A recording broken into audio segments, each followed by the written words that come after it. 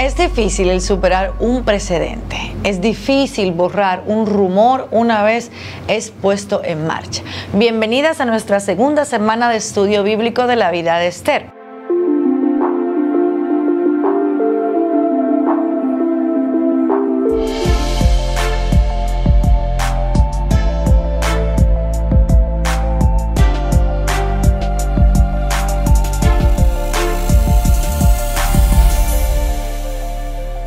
La semana pasada vimos cómo Jerjes había reaccionado ante la negativa de su reina Vasti. De hecho, la historia nos dice que el rey Jerjes no sustituye inmediatamente a Vasti. En cambio, se dispuso a invadir a Grecia y sufrió una derrota humillante. Cuando retomamos la historia, Jerjes ya había decidido que era el momento de reemplazar a Vasti, llevando a cabo una especie de concurso de belleza. Sí, así como lo oyes. Algo que me impactó mucho, ¿sabes, Débora? Fue precisamente el entender esta situación. Y créeme que no es el tipo de concurso de belleza en el que estamos acostumbradas a ver, donde las glamurosas contendientes respondieron preguntas sobre la paz mundial en la televisión. No, estas concursantes, por llamarlas así, se vieron obligadas a pasar una noche con él. Una a la vez. Esto es lo que se podría llamar un concurso de belleza feo. Exacto. El historiador Josefo estima que reunieron aproximadamente a 400 mujeres vírgenes para ser llevadas al harén, las cuales debían pasar, como tú mencionas, una noche con el rey. Sabes, Débora, algo que he pensado que es que con frecuencia romantizamos este pasaje, pero en realidad, como tú dices, no es nada lindo, no es bonito. Esto es un sistema maligno y degradante que trataba a las mujeres como una propiedad. Pudiera ser que algunos hombres erróneamente, obviamente, humillen a las mujeres, pero ¿qué nos enseña la Biblia a los hombres particularmente acerca del trato a la mujer? Y yo quisiera, Débora, que tú busques Primera de Timoteo 5 y lo leas del 1 al 2, y yo voy a buscar Efesios 5 del 25 al 33, y yo quiero que leamos esos versículos para que podamos ver qué nos enseña la palabra de Dios con respecto a esto.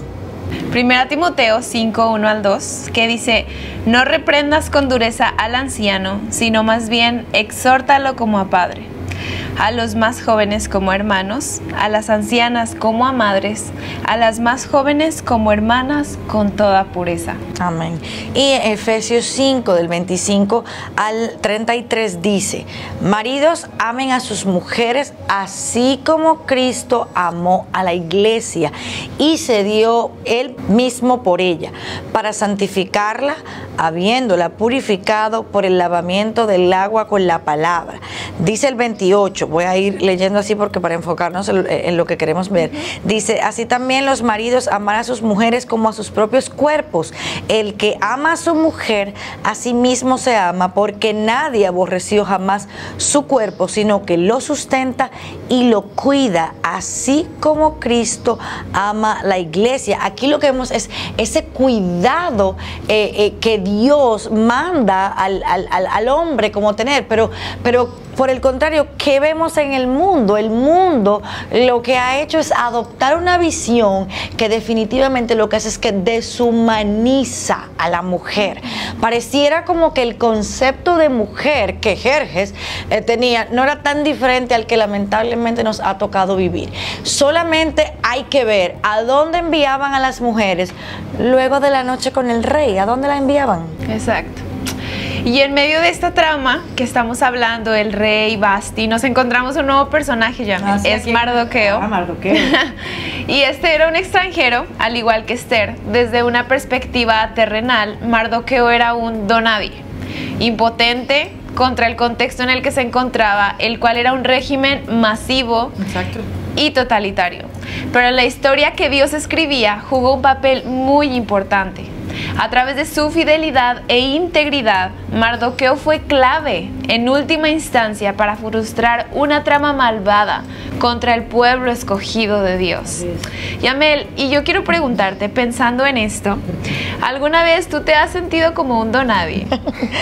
Sí, totalmente. ¿En qué momento tú te has sentido un donadie? Pues puedo identificarme mucho con la palabra donadie, con la frase cuando tú mencionabas a Mardoqueo, pues me imaginaba y sé, sí, yo sé lo que se siente.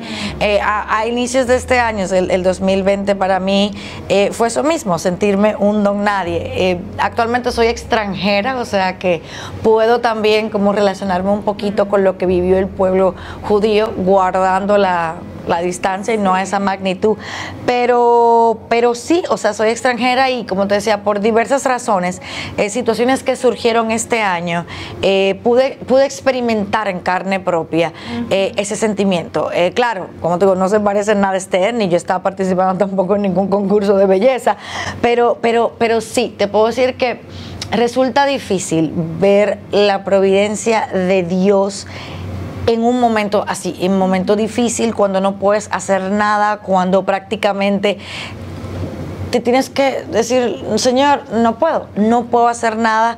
Es difícil. Y sentirte sola en un país que no es tu país, que no eres nadie, que no puedes hacer nada, porque definitivamente tú no cuentas, tú no eres nadie.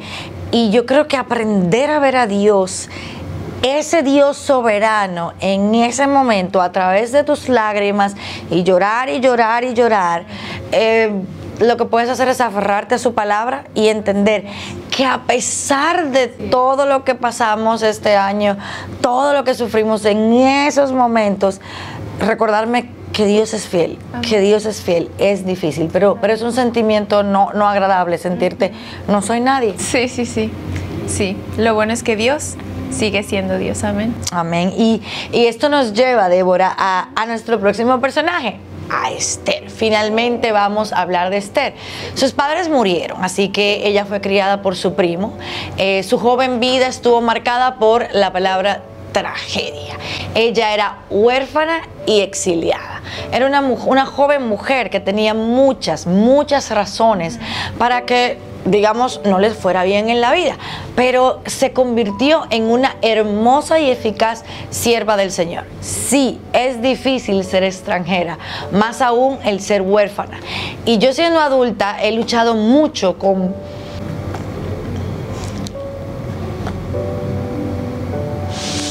si yo, siendo adulta, he luchado mucho con la pérdida de mi mamá, yo no me imagino lo que fue para Esther. Sí. Y a esto le sumamos que no sabemos si Esther fue tomada voluntariamente o en contra de su voluntad. Exacto. Pero ya que fuera de su propia voluntad o fuera algo obligado, la historia de Esther se desarrolla para revelar que podemos conocer a Dios a través de su providencia.